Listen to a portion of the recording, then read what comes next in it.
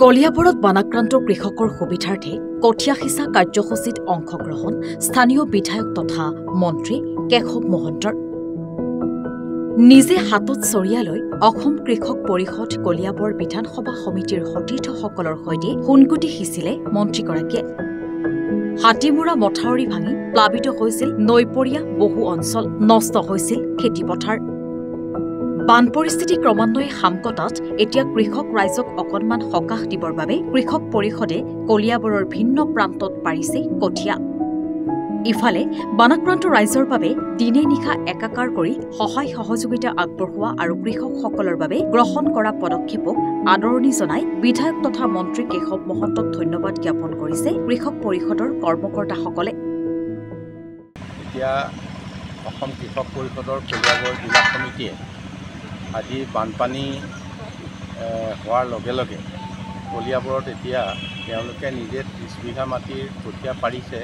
তাৰ পৰা প্ৰায় 300 বিঘাৰ ওপৰ মাটি ৰুব পাৰিব।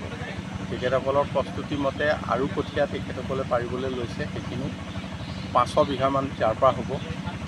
আৰু আমাৰ কৃষি বিভাগৰ তৰফৰ পৰা যিখিনি কঠীয়াৰ প্ৰস্তুতি হৈছে তেওঁলোকৰ ফালৰ পৰাও প্ৰায় 1500 বিঘা মাটিৰ কাৰণে প্ৰস্তুত হৈছে।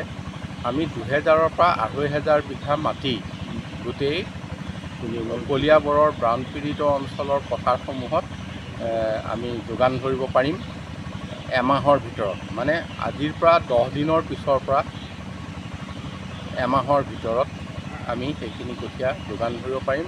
আমি আশা কৰিম যে এই শাওণ মাহৰ শেষলৈকে সকলোৱে যাতে কঠীয়া পাই মাটি ৰুব পাৰে, তাৰ কাৰণে সকলো প্ৰস্তুতি আমি কৰিছোঁ। যিসকলৰ ৰুই থকা মাটি ইতিমধ্যে পানীত ডুব গ'ল বা কিছুমানে ৰুবলৈ লৈছিলে কঠীয়া বেয়া হৈ গ'ল, আমি সকলোকে আশ্বস্ত কৰিছোঁ যে তেখেতসকলে পুনৰ মাটি প্ৰস্তুত কৰক, কঠীয়াৰ কাৰণে কোনো অভাৱ নহ'ব। এতিয়া কলিয়াবৰ কিমান ঠাইত আপোনাৰ এই কঠীয়া পেলোৱা হৈছে? কঠীয়া কেইবা ঠাইতো পেলোৱা হৈছে।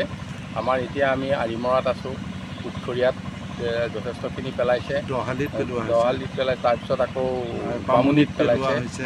গতিকে এইখিনি কলিয়াবৰৰ ভিতৰত ইয়াৰ আগতেও কৃষি বিভাগৰ তৰফৰ পৰাও কেইবাটা স্থানতো হৈছে। আৰু ইয়াৰ উপৰিও কলিয়াবৰৰ উপৰিও অসমৰ বিভিন্ন ঠাইত যিখিনি কঠীয়া চাৰ্প্লাছ হ'ব সেইখিনি কঠীয়া আমি ইয়ালৈ অনাৰ প্ৰস্তুতি চলাইছোঁ। কলিয়াবৰৰ পৰা নেকিবুৰ ৰহমান, ইউনিভাৰত 24।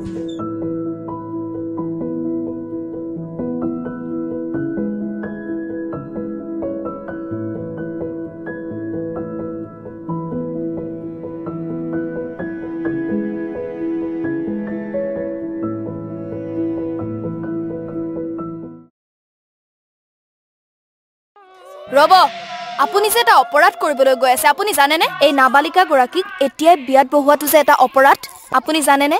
অপৰাধ কেনেকৈ?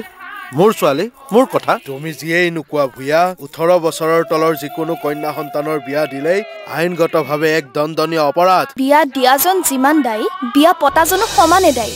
এতিয়া তাই পঢ়া শুনা কৰাৰ বয়স, খেলা ধূলা কৰাৰ বয়স। তাইক খেলিবলৈ দিয়ক, পঢ়িবলৈ দিয়ক, আৰু চাব এদিন আপুনি তাইক লৈ গৌৰৱ অনুভৱ কৰিব পাৰিব। এতিয়াই তাইক সংসাৰৰ বোজা দি তাইৰ ভৱিষ্যত জীৱনটো অন্ধকাৰ কৰাৰ অধিকাৰ তোমাৰ জানো আছে?